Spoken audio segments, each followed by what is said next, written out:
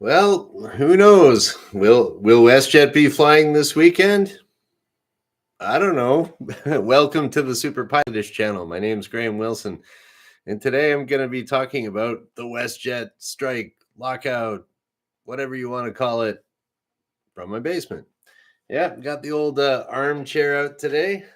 Good old reliable armchair. Going to do some armchair quarterbacking, and I like to do that from time to time. And luckily, I don't I don't work at WestJet. I know a couple guys that work there, and but it's it. I kind of don't care because I'm hanging out in my basement talking on YouTube. But anyways, uh, it does kind of it'll be interesting to see what happens with the labor negotiations that are going on.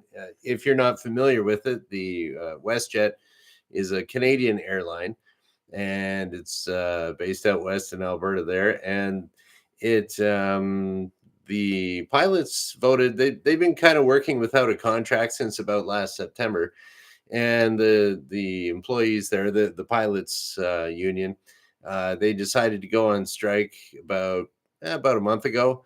And then just recently, the management came out with, "Hey, we're going to give you a what's it called, lockout notice." And so it's like, I was thinking, I never really, I never worked for a union place before, and I've heard of people being in the negotiating room, between the teams of management and the labor unions, doing negotiations here and there. And then just what I know now that I'm a little bit older, and I've heard this from that guy and heard that from that guy, and I've been involved with that a little bit. And I've also like had lots of jobs. So it's kind of like, it's kind of interesting to me. It's like a sport almost. So like a lot of sports, like football, it starts off with a coin toss, right? So you know what? I don't know whether WestJet's going to be flying this weekend or not, or is the management going to lock out the pilots? I don't know. It's a coin toss, so I'm going to toss a coin, and I'm going to do I got my nice piece of gold here. Actually, it's not gold. It's a it's a buck. It's a loonie. I'll show you the loon. This is a Canadian $1 coin. Can you see that little loon on there? Dun dun dun. Yeah, it's a little bird floating around, the loon. It was originally supposed to be some guys in a canoe, these voyageurs, but the original dies that were to stamp that, they got stolen on the way to the mint. So they came up with a backup plan, and they stuck a loon on it, and so people just started calling it a loonie. Then when they came out with the $2 coin, they just called it a toonie, but there's no loon on it.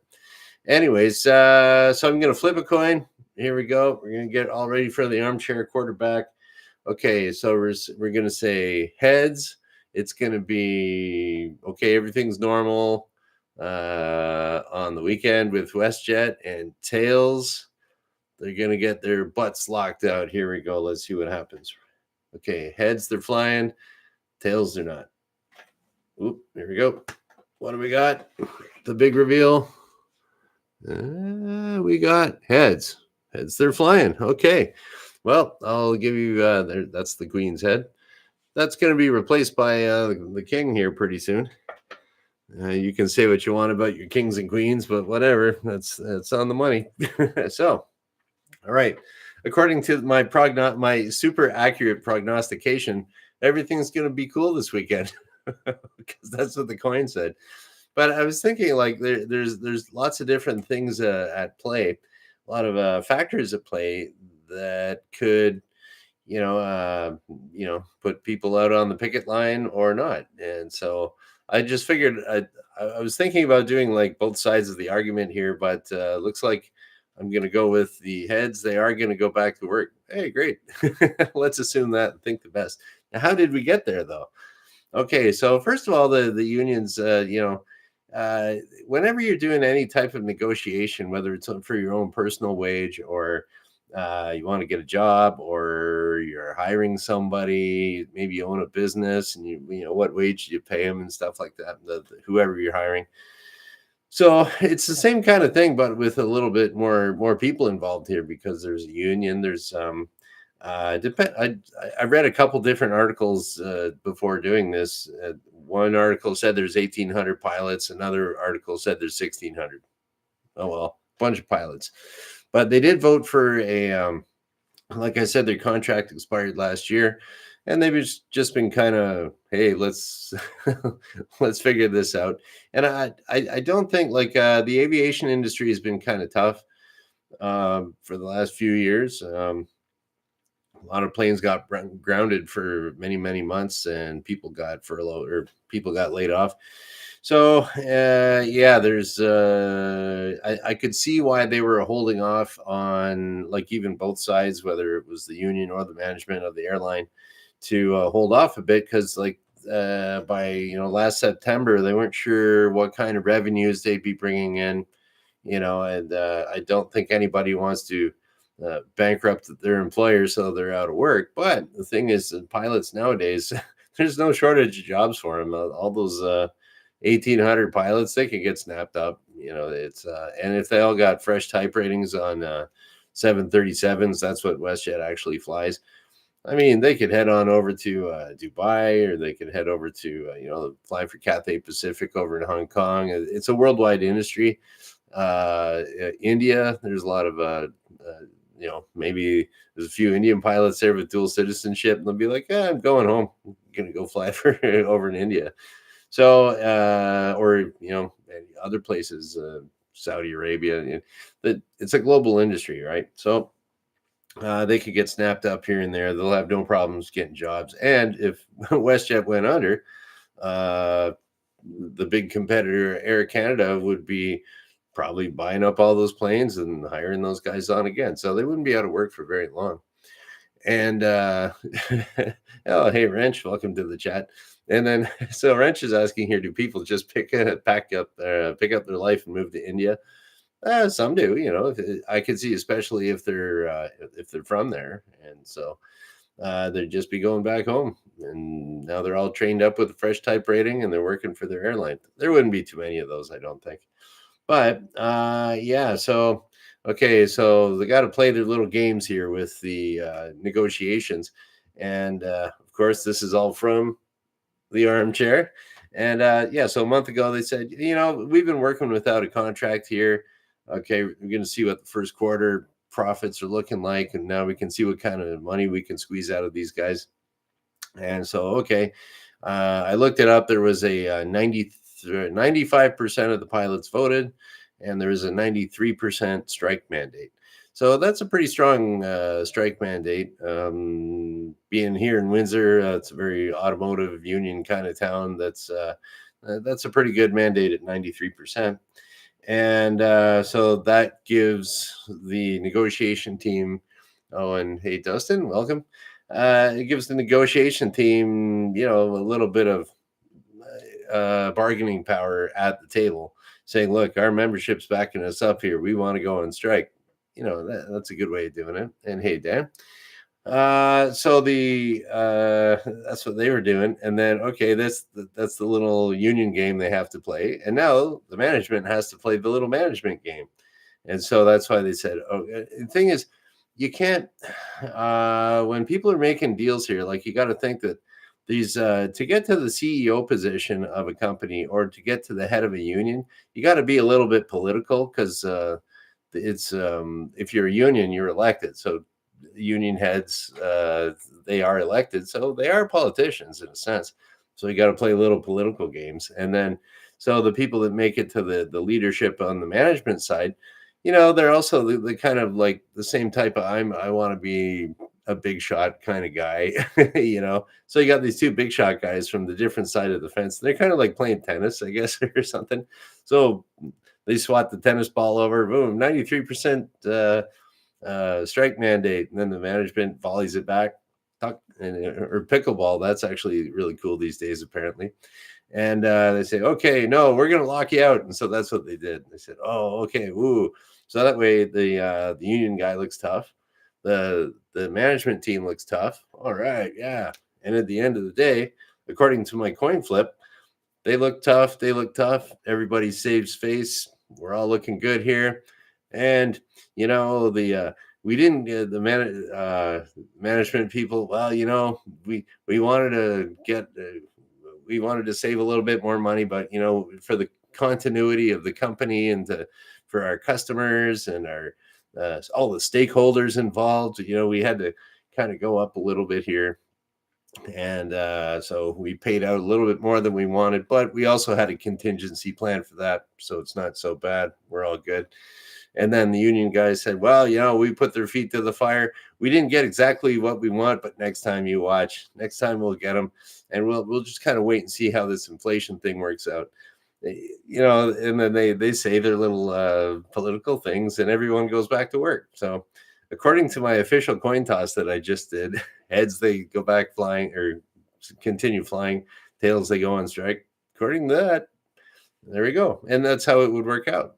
I also had a contingency plan myself to say how they would go on strike if I had a tail when I flipped my coin, but that's okay. And if you missed that, if you're late in the chat or you missed it, oh well, you can rewatch it. So, well, there you go. What's it going to be? WestJet? Are they going on strike? I don't think so. All right. Is there going to be a lockout according to my lucky coin? Nope, no lockout. And what's going to happen over at WestJet? Everything is going to be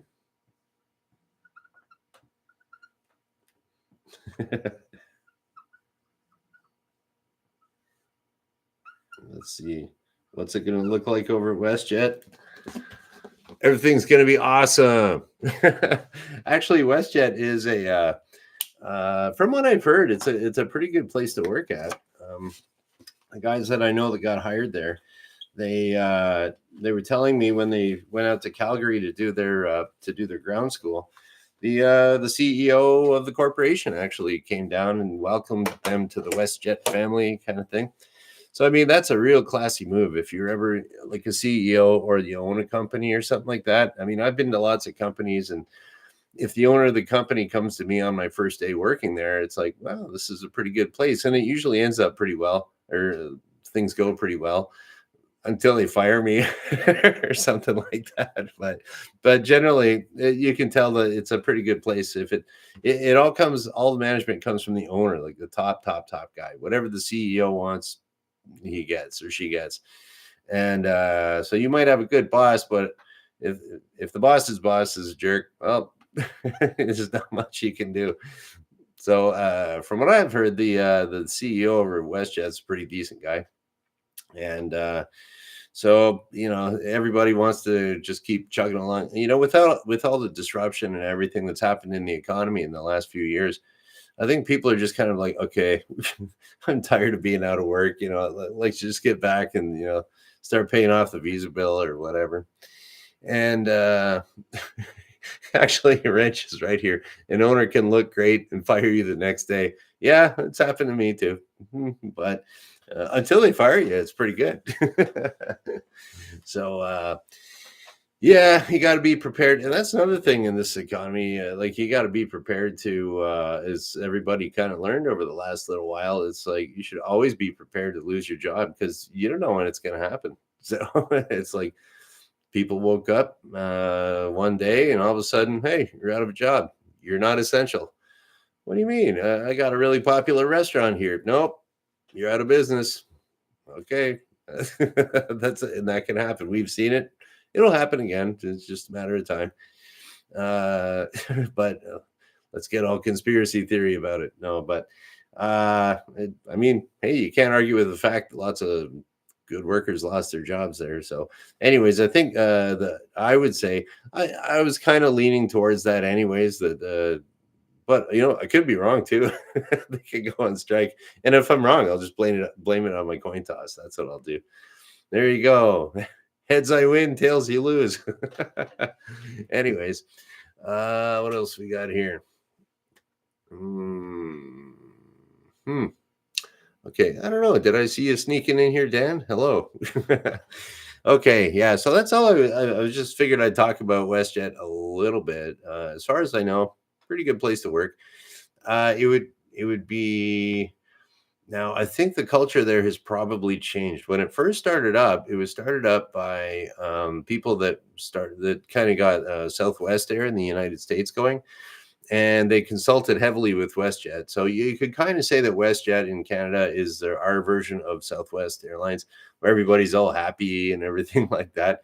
But Porter Airlines was like that too. It was all started up as some young, hip, cool kind of airline, and then you get like 20 years later, those eager 28-year-olds turn into miserable 48-year-olds with a couple divorces under their belts, and then it's like, yeah. And you'll also find that the older, I don't know, pilots can be pretty whiny and complain about a lot of stuff. Well, you got all this time to sit in a cockpit. The autopilot's going, and you just sit there and bitch for like 6 hours as you go into Europe, and it just happens. And yeah. So, anyways, that's what I've heard. Anytime I when I work in the aviation industry, teaching people how to fly, it's usually very positive, and everybody wants to be there, and everybody's learning and having fun. So that's why I like doing it when I did it. Okay. Oh, here we go. What do we got here? We got another question. Good, because I was just going to say, got any questions? Okay, so Wrench is asking here. Does an airline pilot really have a place to work? Do they have meetings? Well, they got a chair they got to sit in, but do they have meetings? Well, I mean, yeah, usually like training and stuff like that. There's classes that you have to sit in every 6 months to a year, depending on what you're doing. Hazardous goods training or whatever it might be. And so, do you have a place to work? Not really. Your place to work is your flight bag. So, and that's why I never really got into it. Well, I don't know. I was a little bit later up in the years when I was getting into the aviation industry. I was a little bit older, so I could see if I was like 25 or a younger guy, yeah, I'd be living out of my flight bag just fine. But I don't know. You get a little bit older, you get a little bit more domesticated, and you just want to go home and chill out, hang out in my garden, have a beer, watch the tomatoes grow. But I couldn't. What's this? You still could. Wrench is saying I still could. Well, I mean, I could go into the airlines if I wanted to, but I'm just kind of happy hanging around in the basement talking to YouTube. One day it might pay off. Who knows? So yeah, that's about it for today. I don't have too much. I just wish everybody at WestJet all the best, because it's we've had it. The last few years have been pretty rough on everybody. Let's just kind of get back in the swing of things, and hopefully everybody gets something they can live with. That's the best you can ask for. That's about it. Okay, so today is Wednesday. We'll cut, and so this Friday, my next Friday show, because I'm here Monday, Wednesday, Friday at noon Eastern. By that time, we'll know. Okay, the lockout notice there was for about 3. For some reason, they put it at 3 a.m. on Friday morning Mountain Time. So I guess they're based out in Calgary. So so we'll find out, did my little coin toss work or not. And but with the lockout too, they could still, it could still be kind of ongoing. But I doubt that'll who knows? We'll see what happens. Maybe I'll have to go from like a inaccurate coin like a loonie and go to something like real gold or silver. I can't really afford real gold. So anyways, that's about it. Very good. And yeah, so okay, well, I guess we'll just kind of shut her down. Whatever. We'll see you on Friday. And thank you for watching. Bye.